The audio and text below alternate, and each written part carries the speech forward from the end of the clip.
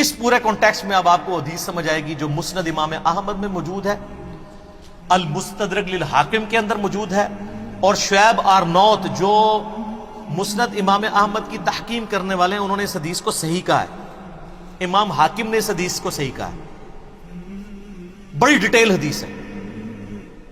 اس میں آتا ہے کہ حضرت معاویہ اپنے دور میں حضرت عائشہ سے ملنے کے لیے آئے۔ سیدہ عائشہ نے کہا کہ اے معاویہ، تجھے اللہ کا خوف نہیں آتا جو کچھ تو نے حجر ابن عدی اور ان کے ساتھیوں کے ساتھ کیا؟ حجر ابن عدی شیعان علی میں سے تھے، شروع کے مسلمانوں میں سے تھے، ان کو حضرت معاویہ نے ظلماً شہید کروایا۔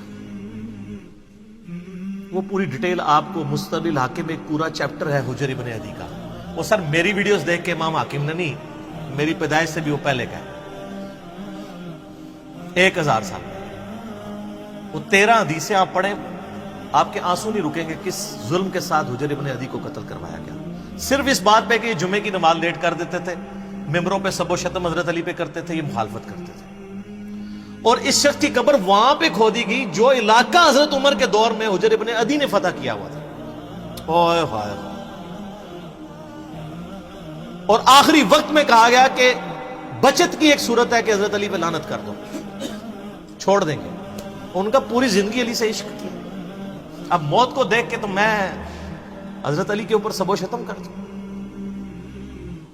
اور کہا 2 نفل پڑھنے کی اجازت دو، اور نفل تیزی سے پڑھے، اور کہا میں نے اس لیے تیزی سے پڑھے تاکہ تمہیں یہ نہ ہو کہ میں موت کو ڈیلے کرنے کے لیے نماز اس طرح پڑھ رہا ہوں، میں نے زندگی میں کبھی اتنی تیز نماز نہیں پڑھی۔ اور پھر کہا وصیت کی لوگوں کو، ایران والوں نے حجر ابن عدی کے اوپر، جن کو آپ کہتے ہیں صحابہ کو نہیں مانتے، انہوں نے پوری ایک فلم بنائی ہے حجر ابن عدی کے اوپر، یوٹیوب پہ رکھی ہے اردو ڈبنگ کے ساتھ۔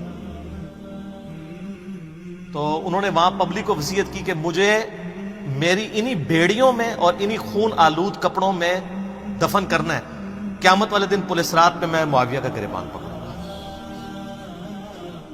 ان کے ساتھی بھی قتل کیے گئے، صرف ایک ٹسل کے اندر کے حضرت علی کے سپورٹر۔ اب حجر ابن عدی ان کے ساتھیوں کا جب قتل ہوا، سیدہ عائشہ تو پھر بڑی دکھی تھی اس کی وجہ سے۔ تو حضرت معاویہ جب ملنے کے لیے آئے، مسند امام احمد المستدرک الحاکم میں موجود ہے، شعیب آرنوت نے کہا حدیث صحیح ہے۔ کہا معاویہ، تجھے کوئی خوف نہیں آیا؟ تو نے حجر ابن عدی اور ان کے ساتھیوں کے ساتھ جو کچھ کیا، اور تجھے ڈر نہیں لگتا کہ میں ایک بندہ مقرر کروں جو چھپ کے تیرے اوپر وار کرے اور تجھے قتل کر دے؟ یعنی حضرت عائشہ کا غصہ کس لیول کا تھا کہ میں گریلا وار کروا کے تجھے مروا نہ دوں۔ تو انہوں نے کہا کہ ام المومنین، ہم آپ سے یہ ایکسپیکٹ نہیں کرتے کہ آپ ایسا کریں گی، کیونکہ ہم نے نبی علیہ السلام سے یہ سنا ہے کہ مومن کبھی چھپ کے وار نہیں کرتا۔ لوگوں کو حدیثیں سنانی، کس کو؟ اما عائشہ کو۔ اور پھر کہا کہ اما یہ بتائیں، آپ کا جو میں نے خرچہ پانی لگایا ہوا ہے اس معاملے میں تو کوئی، اور وہ انہوں نے نہیں لگایا ہوا تھا، وہ تو آپ کو مال غنیمت میں سے مسلمانوں کو وظیفہ ملتا تھا، حضرت عمر کے دور کا شروع ہوا تھا، اس میں تو کوئی آپ کو شکایت نہیں ہے۔ تو انہوں نے کہا مجھے اس معاملے میں کوئی شکایت نہیں، یہ شکایت تھی جو میں نے تمہیں کی ہے۔ تو انہوں نے کہا اما یہ کام چھوڑیں، ہمیں اپنے کام دنیاوی چلانے دیں، ہمارا معاملہ اور اللہ کا معاملہ، ہمیں ہماری سیاست والے معاملات میں آپ دخل نہ دیں۔ آپ اندازہ کریں۔ اور یہ ہمیں تاریخ سے روایتیں لا کے دیتے ہیں کہ جی وہ جناب جی حضرت عائشہ کہتی تھی میری زندگی بھی معاویہ میں لگ جائے۔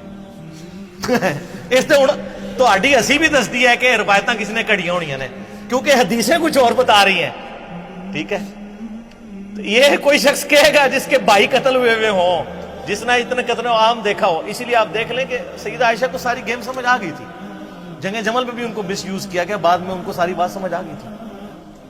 تو یہ وہ کہانیاں بنا کے بتاتے ہیں۔ تو اب اس پورے سینیریو میں دیکھیں، اما عائشہ سلام اللہ علیہا کو بڑا کلک تھا حضرت معاویہ رضی اللہ تعالیٰ عنہ کے اس طرح کے ایٹیچیوڈ کے اوپر، اس لیے انہوں نے یہ بات کی۔